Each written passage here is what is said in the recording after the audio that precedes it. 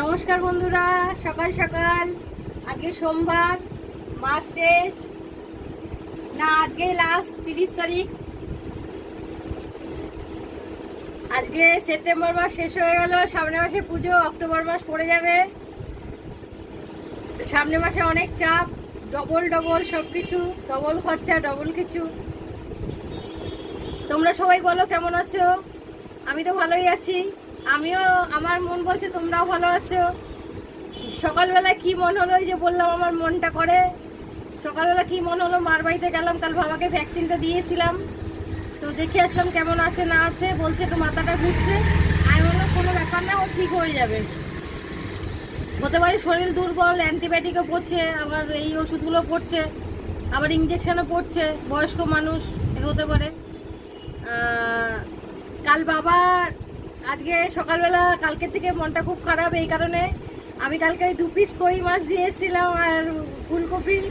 মা বাবা খেতে পারছে না, মনটা খুব খারাপ লাগছে আমাদের দেওয়ার জন্য, কিন্তু 4 পিস কেন নিয়ে যাইনি। আমি নিলে নিতে পারতাম, কেন আমি ইচ্ছা করেই নিইনি। আমার ছেলে ছোট কাটা মাছ বেশি ভালোবাসে না, তো ছেলের জন্য রোজ রাত্রিবেলা খাবার নিয়ে যাওয়া হয়।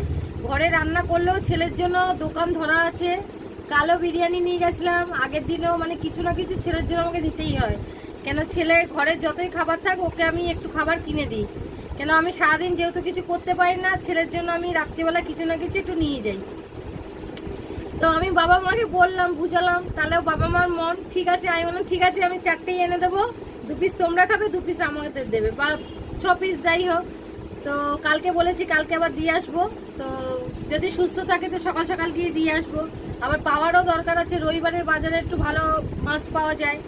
বাবার কালকে বাংলাদেশের কথা মনে পড়ে গেছে, বাবা আমরা তো বাঙাল, তো ওই জন্য কালকে মনে পড়ে গেছে ছোটবেলার বাবা ঠাকুমা এরকম করে রান্না করে খাওয়াতো। অনেকদিন বাদে বাবার মুখে হাসি দেখে খুব ভালোই লাগলো।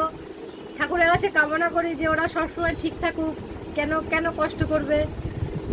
একদিন তো আমাদেরও খাইয়ে এত বড় করেছে, দেখছেন না এই যে এত শক্তি কোথা থেকে, ওদের থেকেই।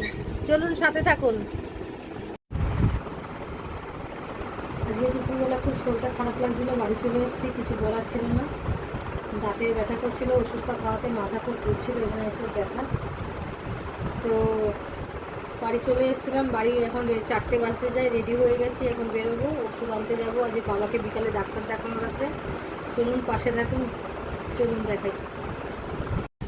বিকালে দোকানে চলে এসেছি, প্রচুর গরম, প্রচুর, মানে আজকে আমার শরীরটা এত খারাপ লাগছিল। দুপুরবেলা বাড়ি গিয়ে মানে কি বলবো, ব্যাংকে গেছিলাম লোনের ব্যাপারে, লোনটা অ্যাপ্রুভ হয়ে গেছে। একদিকে আর একদিকে টেনে নিয়ে গেলাম, কেন একদিকে অনেক ঝামেলা হচ্ছিল। ব্যাংকে থেকে লোন নেওয়া হয়েছিল, তাতে আবার ব্যাংকের ম্যানেজারের অনেকবার স্টক মেনটেন করো, প্রত্যেক মাসে মাসে স্টক দাও, স্টক স্টেটমেন্ট দাও, অনেক ঝামেলা বন্ধুরা। লোন নেওয়া তো না, লোনে অনেক হ্যাপা। তো যেহেতু আমাদের কম্পিউটার নেই, বিলটাও আমাদের হ্যান্ড বিল করি, প্রত্যেক মাসে স্টক তোলা আমার পক্ষে অনেক চাপ হয়ে গেছে। আর যত দিন যাচ্ছে স্টকটা বাড়তে থাকছে, অনেক হ্যাপা। তাই জন্য ব্যাংকটা ওই লোনটা বন্ধ করে আরেকটা লোন আরেক জায়গায় করে এই লোনটা বন্ধ করে দিলাম। তাহলে আর হ্যাপাটা নিতে হবে না, টাকা সবাই নেবে, এও নেবে ও নেবে।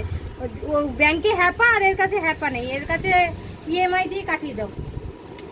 বাড়ি এসেছি, এত শরীর খারাপ লাগছিল কি বলবো, শুয়ে পড়েছিলাম, মানে এত শরীরটা খারাপ লাগছিল। আজ প্রচন্ড গরম, গরমে মনে হচ্ছে হাঁসফাঁস করছে। অনেকক্ষণ এসেছি, প্রচুর অর্ডার আজকে, মানে আজকে 15টা অর্ডার আছে, না দেখলে ভাবতেই পারবেন না। আজকে এত 1 পেটি 2 পেটি মাল এসছে, আজকে অনেক অর্ডার আছে। সব অর্ডারগুলো এখন ডেলিভারি দিতে হবে, ছেলেকে তাতেই ডাকাতে হবে। আজকে বাবা এসেছিল, ডাক্তার দেখিয়ে গেল বিকেলবেলা, অনেক চাপ আজকে। চলুন সাথে থাকুন, ভুলবেন না কিন্তু ঝুমাকে। অবশেষে 11টা বেজে গেল, প্রচুর ডেলিভারি ছিল, হাত পুরো ব্যথা করছে, হাত ব্যথা করছে বন্ধুরা, কি করব, প্রচুর ডেলিভারি ছিল, অনেক কাজের চাপ। ছেলেকে ডাকলাম, ছেলে আসলো, আমি সব মালগুলো রেডি করলাম, সব ওষুধগুলো ডেলিভারি না দিলে এখানে পাশেই, মানে ধরুন পাশে থাকলেও ডেলিভারিটা দিতে হয়, কেউ এসে এসে নিয়ে যায়, কিন্তু আমাকেই বেশিরভাগ হেল্প করতে হয়, বয়স্ক মানুষটাকে। তো কি করা যাবে, আর সবাইকে মিলেমিশেই চলতে হবে। তাহলে ভিডিওটা এখানেই শেষ করলাম, ভালো লাগলে পাশে থাকবেন, সাথে থাকবেন। গুড নাইট, টাটা, রাখছি তাহলে, ভালো থাকবেন। আজকে আর দাঁতে ব্যথা নেই, ভালো আছি।